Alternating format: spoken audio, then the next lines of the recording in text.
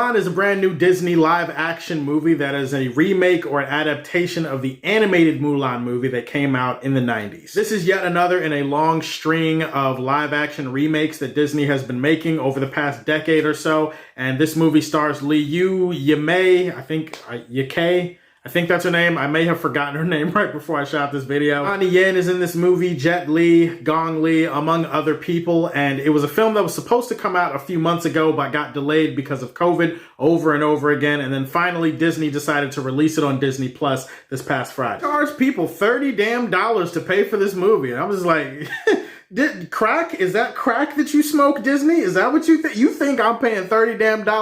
Bitch, you thought. Shout out to them, whoever them is, for supplying me with a way to watch Mulan. But anyways, on with the review. Mulan lives in a village in China with her father, her mother, and her sister. And one day, China is attacked by a rogue army led by a villain, some kind of warlord named Bori Khan, and a mysterious witch. And as a result, the emperor decides to enlist a lot of the families in China to round up an army so that he can fight this threat. Fortunately, Mulan's father is chosen to enlist in this army because he has no sons and he's old and can't really fight anymore. So Mulan decides to save her father's life. She steals his armor and she steals his sword, and she goes off to the Imperial Army hoping to convince them that she's a man and hoping to help the Imperial Army fight back this threat, this villain that is trying to invade China. I definitely am very familiar with the animated film of Mulan. It was one of my favorites from the 90s as far as like Disney movies that I grew up on. This movie does not have any music, and it also doesn't have Eddie Murphy as Mushu. It's pretty much a very serious toned film, and it's really more about the ballad that inspired the animated movie more than it is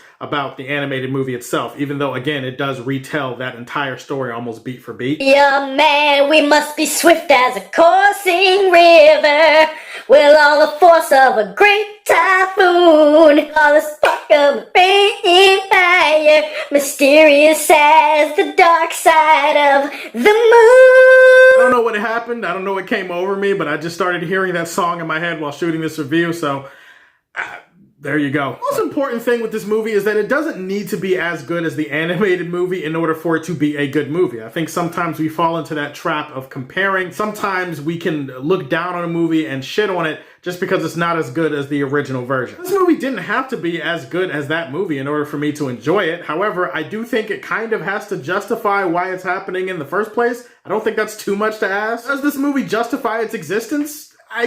Well, we'll get to that later. There are some good things to like about this movie, though. The performances aren't bad. In fact, most of them are pretty solid. I like Donnie Yen. I like Jet Li in this movie, even though Jet Li's not really in the movie that much. Liu Yifei, I think, is the name of the actress who plays Mulan. She's solid, if not spectacular. I can't say that she like killed the role or owned it or anything like that. This movie definitely does change a few things, like a couple of tweaks to add to the runtime of this movie. Some of those changes I actually do think work, and I do think they benefit the story here. Some very striking imagery with this movie, some decent, solid cinematography. I like their use of color, passion, and the attention to detail in regards to the costumes, the setting, the location, the way that they tried to honor Chinese culture in this movie. It's definitely apparent within every frame, so I do want to give them credit for that. This movie does have a good message about not conforming to whatever society wants you to be or whatever society picks you out to be. Being your true self and not being afraid to be that self around other people, not suppressing who you are and suppressing what you want to be. I think that's a solid message for kids if you're interested in this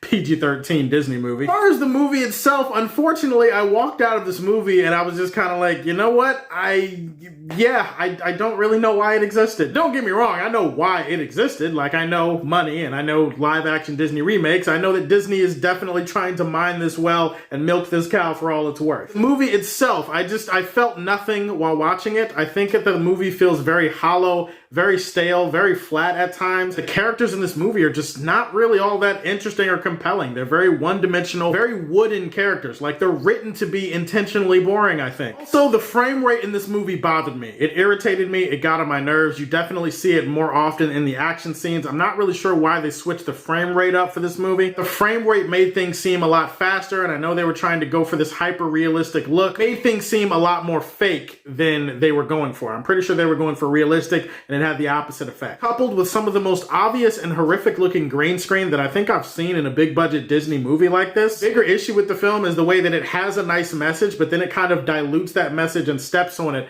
by really screwing with Mulan's character arc. Like, she has a character arc in this movie that I can't really spoil. Suffice it to say that the movie is really more about honor than it is about feminism, and okay, I could sort of get with that, but in regards to Mulan herself, they take all the humanity and the vulnerability out of this character, and they instead make it kind of a cliche chosen one type of trope that we've seen before in other films. I'm gonna nerd this shit up and talk about Star Wars for a second. In the original trilogy of Star Wars, Darth Vader eventually picks up Darth Sidious and throws him over the edge of the thingy into the Death Star and kills him. It's presented like it's an emotional decision for Vader because he doesn't want to sit there and watch his son die in front of his eyes, and he decides to do something about it. That's an emotional thing. Like, I can connect to that. And in the prequel trilogy, they change it and they make it like there's this prophecy and he was the chosen one who was supposed to bring balance to the Force and everything. It just kind of makes me look at that moment like, oh, okay, so it's not as special because you were always meant to do this shit. Without spoilers, that's kind of how I feel about Mulan's arc in this movie. It just feels like it was stepped on for no good reason. In the end, Mulan was kind of bad, but it wasn't awful. I'm gonna say this was a guilty pleasure movie and leave it in Smallville. Alright guys, those are my thoughts on Mulan. Have you seen it? What did you think about it? Give me your thoughts on this movie in the comment section down below. Please like and subscribe to the Superfan Show, and as always, if you like what you see, tell me how you feel and stay tuned to hear more from the Man of Steel.